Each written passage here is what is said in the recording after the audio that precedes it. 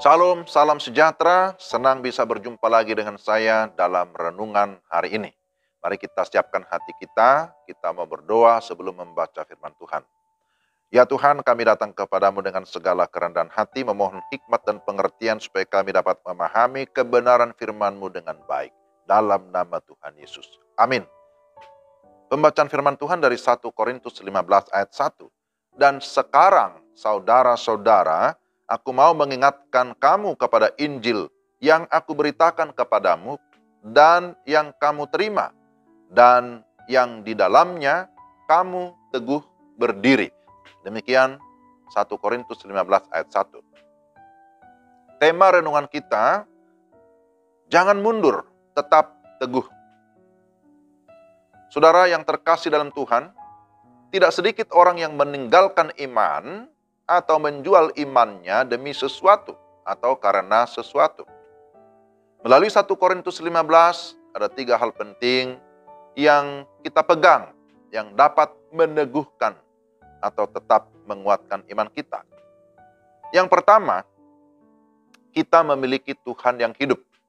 Jikalau kita baca mulai ayat 1 sampai seterusnya, ayat 19, Rasul Paulus menegaskan pertama-tama kepada jemaat di Korintus bahwa yang terpenting yang mereka harus tahu adalah Injil Yesus Kristus. Injil Yesus Kristus itulah yang menyelamatkan, bukan perbuatan baik, bukan karena banyaknya karunia rohani, bukan karena banyaknya pengetahuan.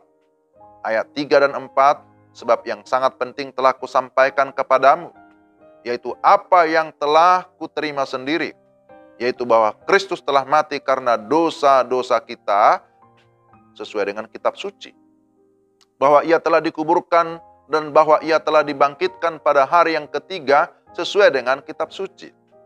Terhadap kebenaran ini, kita harus tetap berpegang teguh, jangan goyah sedikit pun.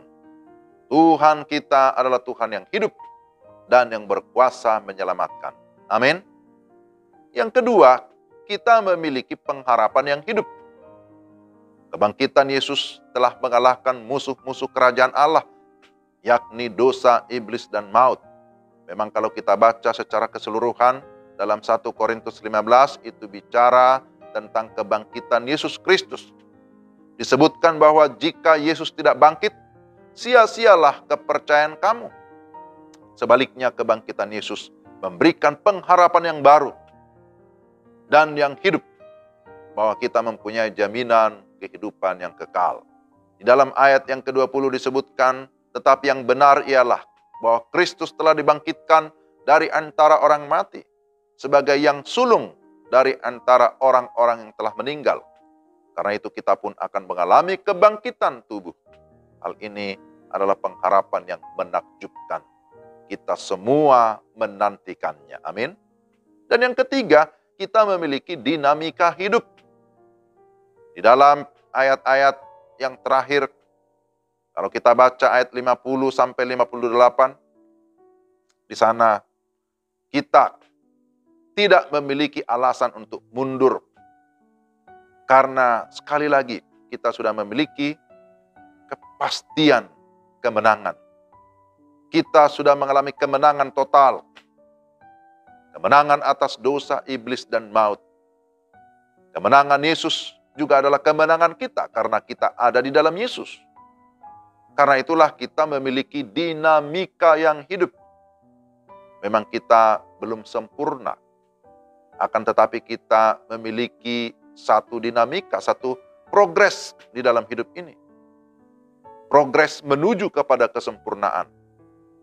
Dan untuk itu ada kesempatan bagi kita untuk terus mengalami satu pembaruan demi pembaruan. Melalui persekutuan kita, melalui kesaksian kita, melalui pelayanan kita, membuat hidup kita akan semakin kuat, semakin teguh. Membuat kita semakin bergairah, bersemangat. Oleh karena apa yang kita buat bagi Tuhan, itu tidak akan pernah sia-sia ketika kita melakukannya dengan kesungguhan iman dan juga di dalam kasih.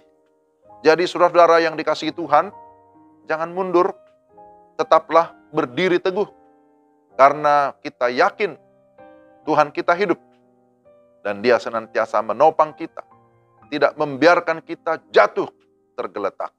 Itu kata firman Tuhan. Sekali lagi, firman Tuhan ini meneguhkan kita supaya jangan pernah mundur, tetapi berdiri teguh karena kita sudah memiliki kepastian. Kepastian hidup sekarang, tapi juga kepastian hidup yang kekal. Di dalam satu nama yang hidup, itulah Yesus Kristus Tuhan yang sudah mati dan bangkit memberikan kita kemenangan. Mari kita berdoa. Tuhan, terima kasih bahwa di tengah-tengah dunia yang tidak pasti, kami memiliki kepastian keselamatan. Karena kami memiliki Tuhan yang hidup. Itulah Yesus Kristus yang sudah mati, bahkan bangkit memberikan kami kemenangan. Tuhan, teguhkanlah iman kami, supaya kami tidak goyah, sekalipun ada berbagai macam keluhan, berbagai macam persoalan, berbagai macam tantangan dari dunia ini. Tapi kami tetap memiliki iman kepada Yesus Kristus. Terima kasih Tuhan, terpujilah Engkau. Kami bersyukur untuk firman-Mu dalam nama Tuhan Yesus. Amin.